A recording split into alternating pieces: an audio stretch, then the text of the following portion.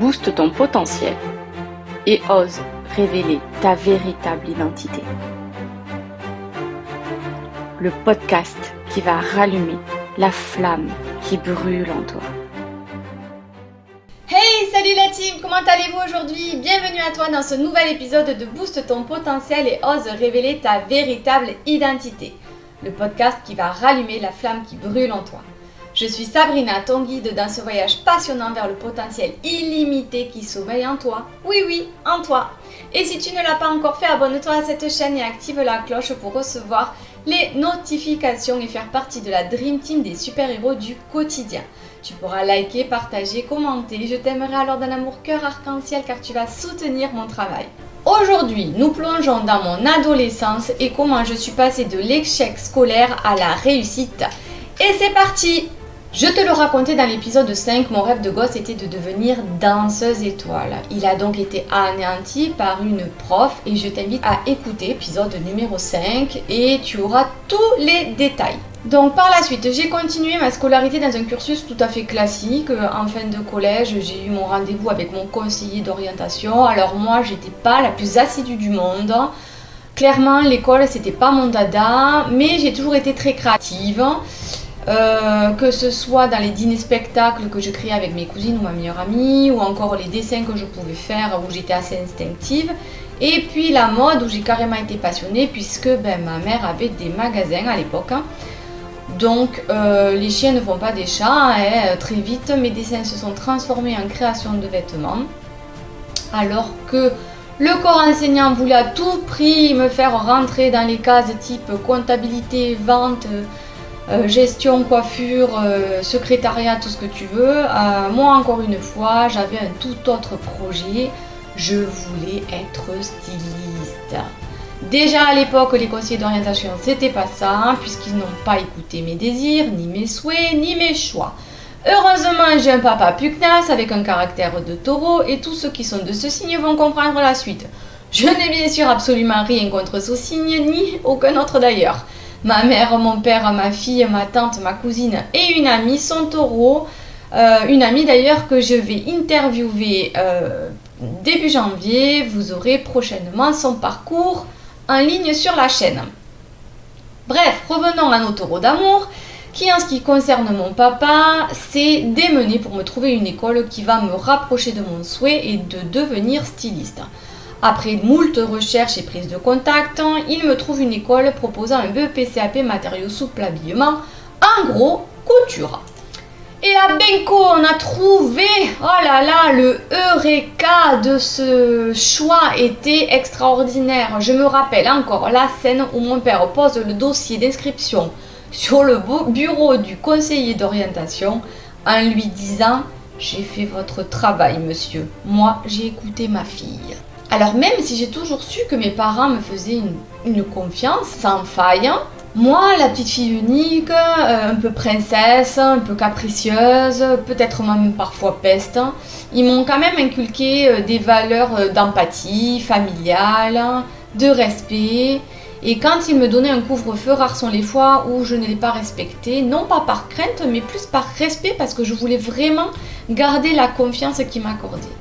Mais quand le regard de mon père s'est posé sur le conseiller d'orientation en lui disant cette phrase en fait, j'ai fait votre boulot à votre place, j'ai ressenti pour la première fois cette confiance en moi, en mes capacités à être meilleure si on me donne les moyens. Si je fais quelque chose qui me plaît, qui me passionne, je ne peux que réussir. Je passe alors de 10 de moyenne à 18 de moyenne. Je pars du collège sans mon brevet des collèges que je réussirai la première année de mon brevet, mon BEPC. Je vais me rendre compte que je suis douée, que je m'implique, que je suis habitée par cette passion qui m'anime au point de me faire jalouser par le reste de la classe, car j'étais la chouchou des profs. Ils vont m'impliquer dans des projets régionaux comme de la création de robes de défilé pour les Miss de ma région, ou encore un projet de patchwork pour un musée toujours dans ma ville. Et aujourd'hui, maintenant que je suis formatrice, je te cache pas que je comprends leur engouement, car quand tu trouves une perle, un élève qui est animé par sa passion, tu n'as qu'une envie, c'est de le pousser vers le haut. J'ai donc réussi mon brevet en première année, mon CAP, BEP à la deuxième année, le tout dans une ambiance familiale de divorce où je faisais la balle de ping-pong, tu diras à papa, tu diras à maman, beaucoup d'entre vous ont connu ça ou peut-être connaissent encore ça. Bon, clairement c'est relou, hein, ces conflits familiaux, mais bon, on va faire avec, de toute façon c'est ce qui m'a construit aussi. Donc je vous raconterai peut-être cette histoire une autre fois. Par la suite, je vais enchaîner avec un bac STI Génie Méca, option matériaux souples à habillement. Oui, messieurs, dames, Génie Méca, on est bien d'accord. Donc là, rentre à ce moment-là dans la vie les torseurs, les vecteurs, l'automatisme. Bon, je vous le dis tout de suite, autant sur ce dernier en automatisme, me suis bien débrouillée de manière générale. J'avais à peu près la moyenne, un petit peu plus. J'étais à 14 à peu près à l'année, autant en méca, j'ai vraiment pas brillé, j'avais 6 de moyenne, enfin c'était vraiment pas mon truc. Et en fait, le jour de l'examen de bac, il y avait 14 cas de couture et un cas d'automatisme. Allez, vas-y, devine qui c'est qui est tombé sur le cas d'automatisme, bien sûr. C'est Bibi, hein. Heureusement, j'ai eu 13 sur 20, coef 9, c'était un énorme coef. L'automatisme, ça faisait vraiment partie du gros du bac. Mais c'est aussi pendant cette période que je vais rencontrer ma toute première relation pendant ces 2 ans de bac. Ma première relation longue amoureuse où je vais pouvoir expérimenter toutes mes premières fois. Ce fut 2 années absolument géniales parce que j'éprouve beaucoup de gratitude pour ce garçon qui était tout autant novice que moi et avec qui j'ai pu découvrir beaucoup de choses. Et on a su prendre notre temps et je nous trouve très chanceux pour cela en tout cas. Comme j'étais bien lancée, j'ai continué vers un BTS technico-commercial puisque je me suis tout simplement rendu compte en bac qu'il n'y avait que 3% d'emplois en France dans le monde du styliste et du modéliste. Donc du coup, j'ai un peu changé ma voie pour m'ouvrir des portes un peu plus vers un cursus commercial. Puisque ma mère était déjà dedans, pour moi c'était un peu la facilité. Je te le cache pas. Je le disais plus tôt, c'est quand même grâce à ma mère que je vais pouvoir rentrer dans ce cursus, pouvoir faire des stages et des choses qui auront un rapport avec le management et le commerce. Là aussi, 2 ans de BTS assez extraordinaire, je passe de 4 ans, 2 ans de BEP et 2 ans de bac avec que des nanas, pour pas dire des gonzesses, à une classe de mecs. Je passe donc du crépage de chignon, de la jalousie et du vol, car oui, en plus les nénettes elles m'avaient volé tellement qu'elles étaient folles de jalousie, elles m'avaient volé mon scout, à des dragueurs compulsifs, hein. Ouais, autant que faire se peut. Blague à part, j'ai adoré ces 2 ans de BTS, franchement j'ai eu beaucoup de soutien de leur part. On était 4 filles, ils étaient 20 mecs, et pour le coup j'ai traversé pendant ces 2 ans pas mal d'épreuves aussi au niveau familial, ça a été très compliqué.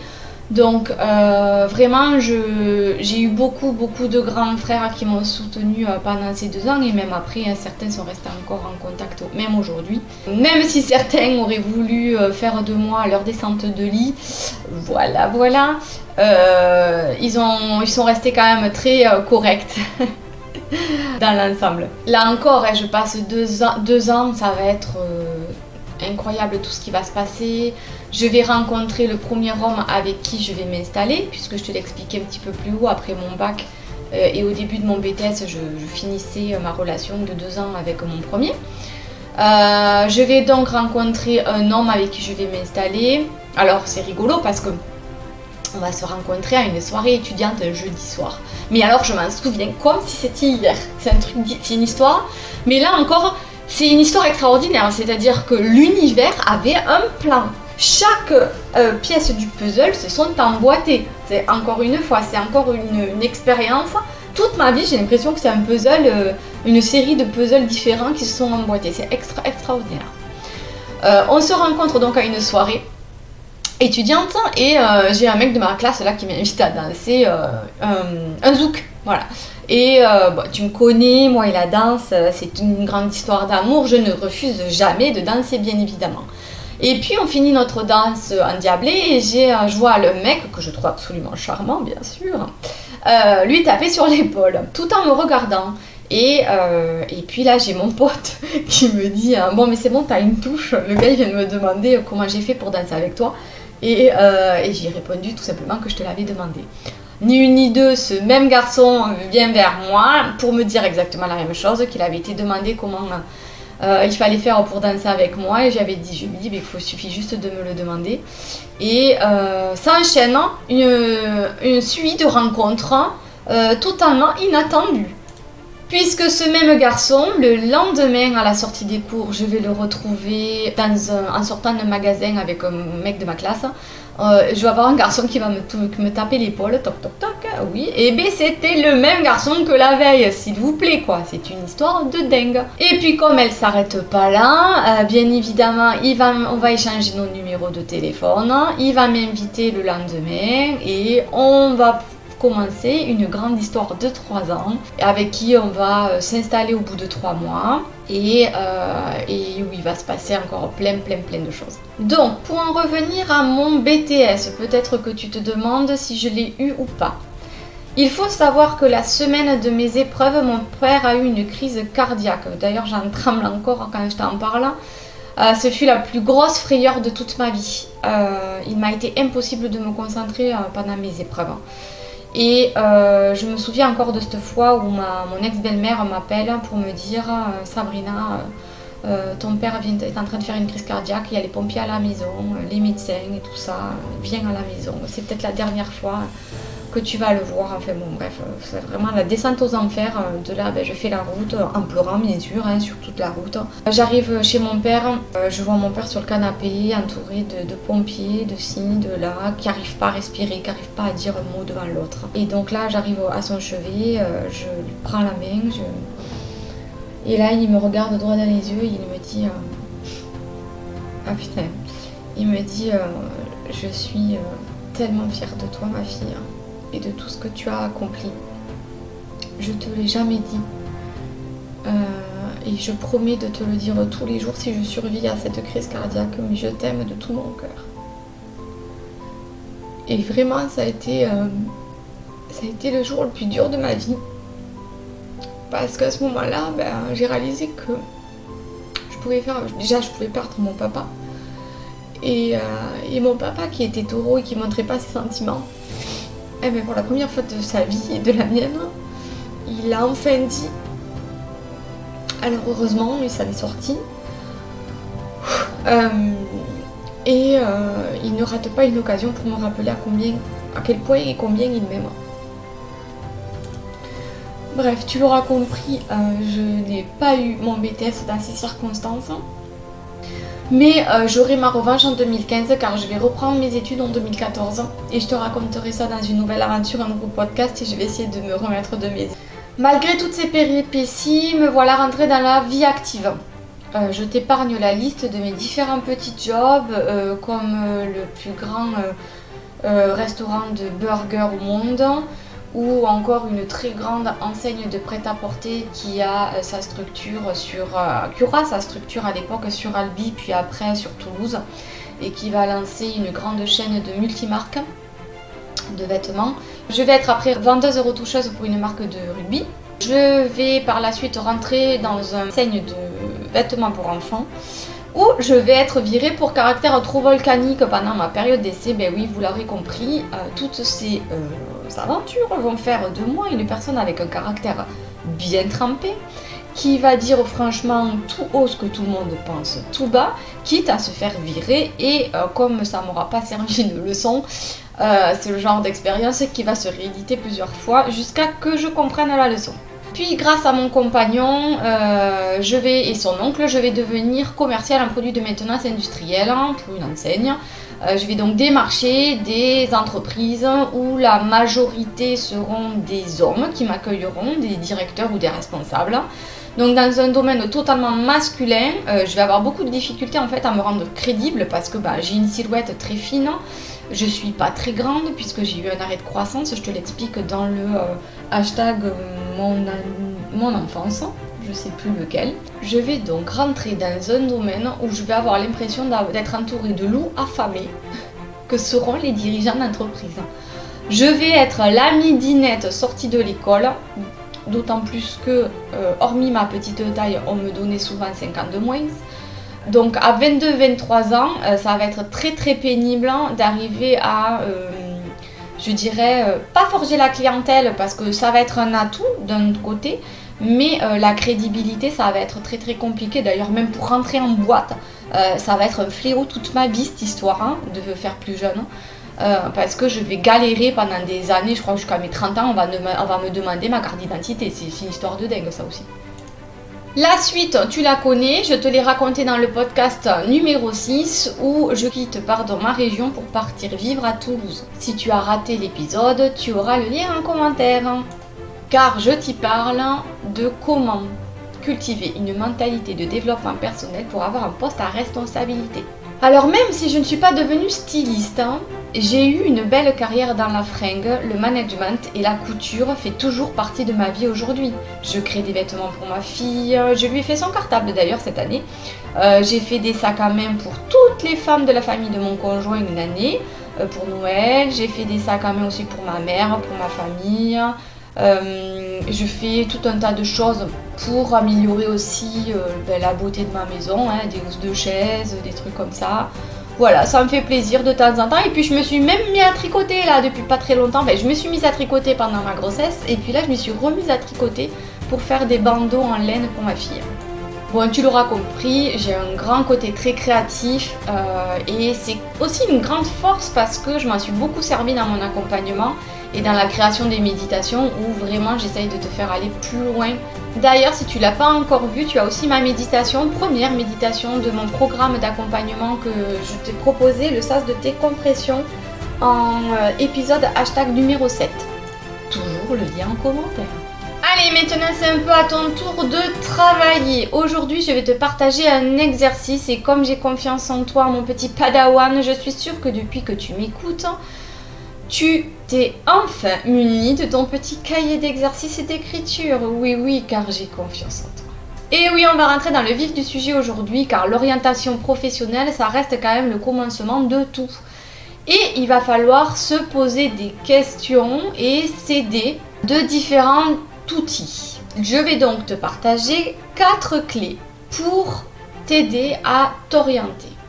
La première clé, c'est qu'est-ce que tu aimerais faire, quelque chose que tu serais prêt à faire gratuitement, tellement que tu t'éclates, tellement que tu ne vois pas le temps passer, que ça te passionne, comme ce que je fais avec toi ici, où j'ai créé cette chaîne pour te partager sans retenue ce que je propose dans mon accompagnement à mes clients.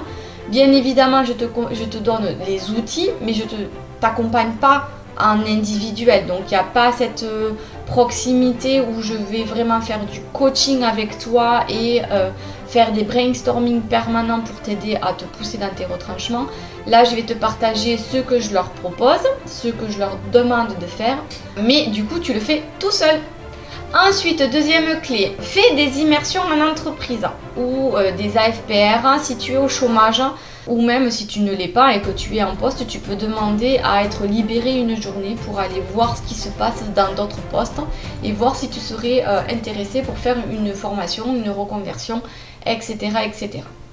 Troisième clé, informe-toi sur l'actualité des métiers qui sont en plein essor ou carrément à l'abandon. Comme la couture par exemple, ma cousine vient de se lancer dans le cuir, elle s'appelle d'ailleurs Épicure, son entreprise. Elle fait des selles de cheval, des sacs à main et tout un tas de choses à base de cuir. Tu peux aussi faire de la rénovation de bâtiments comme le faisait mon oncle qui est parti il n'y a pas très longtemps. Ou encore souffleur de verre, ou encore des métiers comme la couture, puisque ce sont des métiers qui se perdent et qui ont tellement de valeur ajoutée qu'il serait fort intéressant de retrouver en fait. En France, je pense qu'on a vraiment une culture du fait main qu'on devrait remettre au goût du jour. Quatrième pilier, projette-toi. Dans quel environnement tu souhaites travailler, l'ambiance, le niveau sonore, est-ce que tu veux être seul, en équipe, dans quelle ambiance de couleur, est-ce que tu veux un bureau seul, un bureau en open space, etc. etc. Pose-toi toutes les questions, regarde un petit peu sur Google des images. inspirante? Est-ce que ce qui t'inspire, c'est travailler dans un spa ou dans un salon de bien-être? Est-ce que ce qui t'inspire, c'est travailler dans un salon de coiffure, de faire du bâtiment, de faire du carrelage ou au contraire d'être prof, d'être formateur? Qu'est-ce qui t'inspire? Qu'est-ce que tu aimes faire? Pose-toi les questions et une fois que tu as répondu à ces 4 questions, déjà tu verras beaucoup plus. Et je vais même rajouter une 5e clé, accepte. Et ça, je pense que c'est la plus importante, que tu as le droit de vouloir changer d'orientation. Et c'est ok. Peu importe l'âge que tu as le droit de te réorienter. Il suffit juste de te faire accompagner pour cela, afin de trouver vraiment la voie qui te correspond. Maintenant que tu as les 4 premières clés, peut-être même 5, puisque du coup j'en ai rajouté une en freestyle, d'une bonne orientation, même si tu es déjà en poste ou que la vie professionnelle pour toi n'est plus à ses débuts, c'est des questions que tu peux aussi te poser qui seront tout aussi impactantes pour toi. Alors c'est parti, prends ton cahier, ton stylo et raconte-moi en commentaire ce qu'il en est sorti. J'ai hâte de te lire. Pour finir, trouver la bonne personne pour s'orienter est parfois difficile, surtout quand on ne sait pas nous-mêmes ce que l'on veut faire de notre vie professionnelle. C'est franchement compliqué. Que tu veuilles être cow-boy de l'espace ou prof d'aquaponie, dis-toi que tout est possible, tout est réalisable. Il y en a qui ont essayé, je suis sûre que tu as la rêve. Et moi je suis certaine que tu n'auras pas de problème. Mais le soutien de tes proches, peu importe les liens de sang ou pas, mais te sentir écouté par un ami, par un membre de ta famille, un frère, une soeur, un oncle, une tante, un cousin ou une cousine, peu importe, mais te sentir pris en compte et soutenu peut faire tout basculer et te faire permettre d'éviter un échec scolaire comme a pu le faire mon père quand j'étais au collège ou comme a pu le faire ma mère quand elle m'a soutenue dans ma venue sur Toulouse et même avant, toutes les fois où elle m'a soutenue. Donc vraiment, moi j'ai eu la chance d'avoir des parents qui ont été là. Malheureusement aujourd'hui, je vois beaucoup dans mes classes des élèves qui ne sont pas soutenus par leur famille, qui sont lâchés complètement dans la nature, livrés à eux-mêmes, ayant le goût de rien. Ils végètent devant la télé. Alors par contre en série, en wesh wesh, ils sont super au courant, super OP, alors qu'ils n'ont même pas 20 ans, ils ne savent pas ce qu'ils veulent faire. Ou alors ils veulent rien faire et ils se poseront la question à 30 ans, je vais faire quoi de ma vie professionnelle? Alors je dis pas que ça sera tard, mais aujourd'hui, quand on voit que la retraite est repoussée, qu'est-ce qui va se passer pour nos enfants? Moi ça m'inquiète et je trouve dramatique de voir que des enfants aujourd'hui de 20 ans, des ados, des jeunes adultes de 20 ans, ne savent pas quoi faire de leur avenir et qui ne sont pas soutenus pour cela. Donc vraiment je t'invite à soutenir tes proches, peu importe dans quelle situation ils sont, même si des fois ils peuvent t'exaspérer. C'est super important de ne pas oublier de revenir à de l'empathie, de la bienveillance et de l'amour de soi, de l'amour des autres. Encore une fois, je suis sûre qu'en se soutenant les uns les autres, on pourra arriver à quelque chose de beaucoup plus grand et de beaucoup plus beau. Alors soutiens tes proches, je te le redis encore une fois, peu importe leur âge. Si c'est toi qui en as besoin, n'hésite pas à le faire savoir pour recevoir l'aide précieuse dont tu as besoin. Et voilà la team, une petite immersion dans mon adolescence, mes débuts de vie active et un petit bout de mon accompagnement. Maintenant, peu importe où tu te trouves, dans le bus, dans le métro, dans la rue, devant la machine à café, ton ordinateur, on va se booster, se motiver pour le reste de la journée en chanson. Terminons cet épisode en musique et dansons, chantons sur Ain't No Mountain High Enough de Marvin Gaye, puisqu'il n'y a pas de montagne qui ne soit insurmontable pour vivre ses rêves. Bonne journée à toi, rappelle-toi que tu es formidable, motivé, déterminé, puissant et puissante.